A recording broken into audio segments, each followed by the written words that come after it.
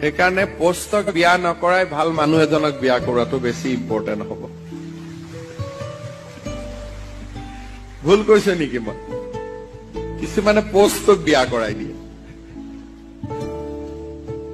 গতিকে পোষ্টক বিয়া কৰাব নালাগে, মানুহজনক বিয়া কৰাব লাগে, যিজন মানুহ মোৰ জীৱনৰ ভাল সংগী হ'ব পাৰে।